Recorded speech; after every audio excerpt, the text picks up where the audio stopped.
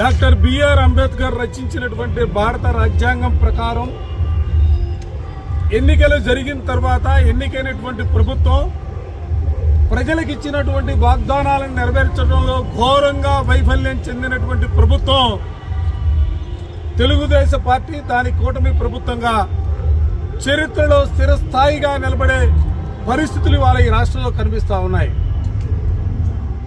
ఏ ప్రభుత్వం అయినా కూడా అధికారంలోకి వచ్చిన తర్వాత సహజంగా వాళ్ళు ఇచ్చినటువంటి ఎన్నికల మేనిఫెస్టోకు సంబంధించినటువంటి అంశాలను అమలు చేయడంలో కానీ ప్రజలకు సంబంధించినటువంటి ప్రజలకు అవసరమైనటువంటి కార్యక్రమాలు చేయడంలో సహజంగా ముందుంటుంది.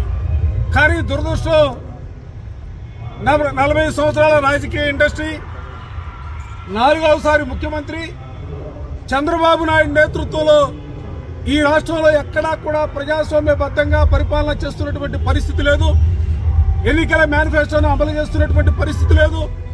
ప్రజలకు కావలసినటువంటి కనీస సౌకర్యాలు కూడా అమలు చేయనటువంటి దౌర్భాగ్యమైనటువంటి పరిస్థితులు వాళ్ళ ఆంధ్ర రాష్ట్రంలో నెలకొని ఉన్నాయి. ప్రధానంగా వాళ్ళు చెప్తున్న 3 మాటలు.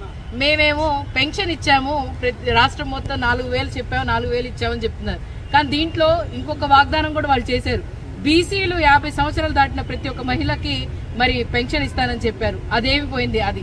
అలాగే మీరు చూసుకుంటే పిల్లలకి, చదువుకున్న పిల్లలకి ప్రతి ఒక్కళ్ళు కూడా ఫీజు రియంబర్స్మెంట్ కానీ లేకపోతే తల్లికి వందనం అని చెప్పి మోసం చేశారు. మరి అది ఎక్కడికి పోయింది? జగన్మోహన్ రెడ్డి గారు ఆ టైంలో ఏం చెప్పారో ప్రతి ఒక్కటి కూడా నిర్వర్తించుకుంటూ స్కూల్లో కానీ లేకపోతే నాడు నేడు వాళ్ళ స్కూల్ డెవలప్మెంట్ కానీ ఎడ్యుకేషన్ పరంగా కానీ ప్రతి ఒక్కటి కూడా చేసుకుంటూ వచ్చారు.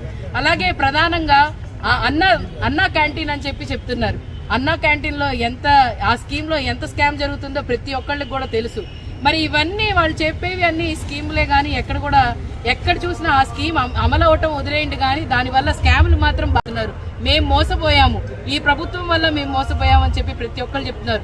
రైతులకి జగన్మోహన్ రెడ్డి గారు అండగా ఉంటే రైతుల్ని మోసం చేసింది చంద్రబాబు నాయుడు గారు. మరి ఎక్కడ కూడా మీరు చూసుకుంటే పొగాకు రైతులు కానీ లేకపోతే మిర్చి రైతులు కానీ ఎంతమంది ఇబ్బంది పడుతున్నారు, ఎంతమంది ఆత్మహత్య చేసుకున్నారో మీరు నిరసన ద్వారా వారి కళ్ళు తెరిపించేటువంటి ఒక కార్యక్రమాన్ని నిర్వహించారు. పదే జగన్మోహన్ రెడ్డి గారి మీద విమర్శలు చేసేటువంటి కూటమి ప్రభుత్వం, మీరు ఒక్కటంటే ఒక్కటైనా సరే జగన్మోహన్ రెడ్డి గారి లాగా సంక్షేమ పథకం అమలు చేశారా? ఆయనకన్నా మిన్నగా చేస్తున్నారు కదా. మిన్నగా చేయడం అంటే ఉన్న పథకాలని తీసేయడమా? మీరు ఇచ్చినటువంటి హామీలని ఎగ్గొట్టడమా? మీరు దీనికి సమాధానం చెప్పాలి. పదే గతంలో అప్పులు తెస్తూ ఉన్నారు, శ్రీలంక అవుద్దని మాట్లాడారు. ఈ ఏడాది కాలంలో నిన్న మంగళవారానికి చంద్రబాబు నాయుడు గారి కూటమి ప్రభుత్వం 1,53,000 కోట్ల రూపాయలు అప్పులు చేసింది. ఈ అప్పులు ఎవరి ఖాతాలోకి వెళ్ళి ఎవరి జేబుల్లోకి వెళ్ళి ఒక్క సంక్షేమ పథకం కానీ ఒక్క అభివృద్ధి కార్యక్రమం చేపట్టారా? మరి ఈ రోజున ఒక్క ఏడాదిలోనే 1,53,000 కోట్ల అప్పు చేశారు. ప్రదర్శనకి ధర్నా చౌక్ లో ప్రదర్శన కూడా మీరు అడ్డుకునే ప్రయత్నం చేస్తూ ఉన్నారు. ఇది పోలీసులు కూడా మంచి పద్ధతి కాదు. మీరు అంబేద్కర్ గారు రాసిన రాజ్యాంగం ద్వారా పదవులు పొందారు, కానీ రెడ్ బుక్ అనేటువంటి తాలిబాన్ ఆఫ్ఘనిస్తాన్ రాజ్యాంగాన్ని ఇక్కడ అమలు చేస్తే ఊరుకునే పనే లేదు.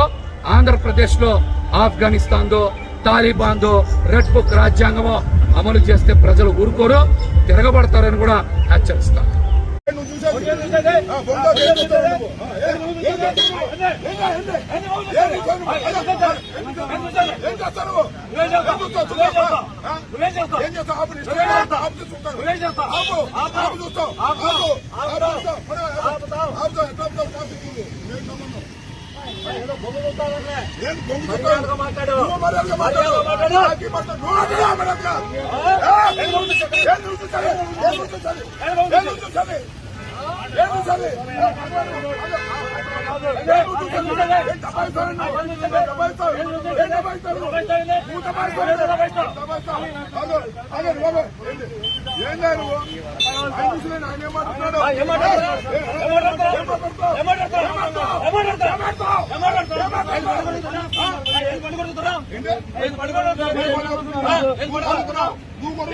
దగ్గరికి ఎస్ఐ గారు కానిస్టేబుల్స్ వచ్చి ఎవరైనా నా ఇంటికి వస్తుంటే వారి బైకులు తాళాలు తీసుకునేటువంటి ప్రయత్నం చేశారు. బయలుదేరి వస్తుంటే మమ్మల్ని ఆపి మాతో ఘర్షణ పడే పరిస్థితి తీసుకొచ్చారు. నేను ఒక్కటే ఒక విషయాన్ని చెప్తున్నా, మేమందరం మరి ముఖ్యంగా నేను లా అబైడింగ్ సిటిజన్, చట్ట ప్రకారం వెళ్ళేటటువంటి వ్యక్తిని నిరసన తెలియజేసే క్రమంలో మా వాడు తప్పు చేసినా నేను అంగీకరిస్తాను.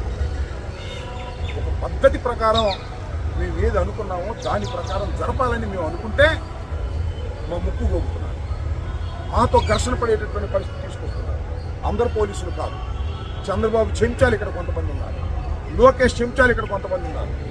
వాళ్ళు మాతో ఘర్షణ పడాలనేటువంటి ప్రయత్నం చేస్తున్నారు. We don't care. ఏం చేస్తారు మీరు? మమ్మల్ని అరెస్ట్ చేస్తారు, లోపల వస్తారు, అంతే కదా. మేము జనాల్లో కొడతారా? ఏం చేస్తారు మీరు అడుగుతా ఉన్నారు. మేము చట్టబద్ధంగా వెళుతున్నటువంటి వ్యక్తులం, ఈ రాష్ట్రాన్ని 5 సంవత్సరాలు పరిపాలించినటువంటి రాజకీయ పక్షానికి చెందినటువంటి వ్యక్తులం.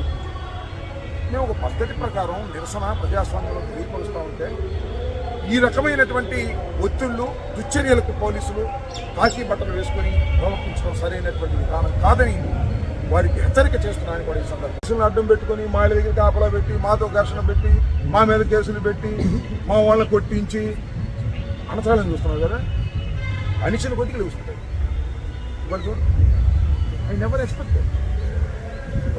ఈరోజు రమ్మని అందరికీ చెబుతున్నాం, కానీ ఇంత పెద్ద ఎత్తున నిరసన తెలియజేయడానికి ప్రజలు వస్తారని నేను ఊహించలేదు. ఎందుకు వచ్చారు?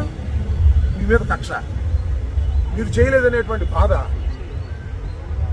మనం ఈ పిలుపు మీద వెళ్ళి నిరసన తెలియజేద్దాం, అమ్మఒడు లేదా తల్లి కోణం ఇస్తాడేమో, ఆ రైతు భరోసా ఇస్తాడేమో, ఆ ధాన్యం ధర పెంచుతాడేమో, ఆ మిర్చి ధర పెంచుతాడేమో ఆశ.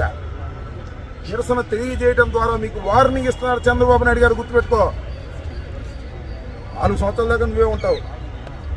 ఏదైనా అనుకోవడం జరిగితే ఏదైనా మళ్ళా మోడీ గారు ఆ ఎన్నికలు చివరి ఎన్నికలు పెడితే తప్ప నువ్వే ఉంటావుగా 4 సంవత్సరాలు.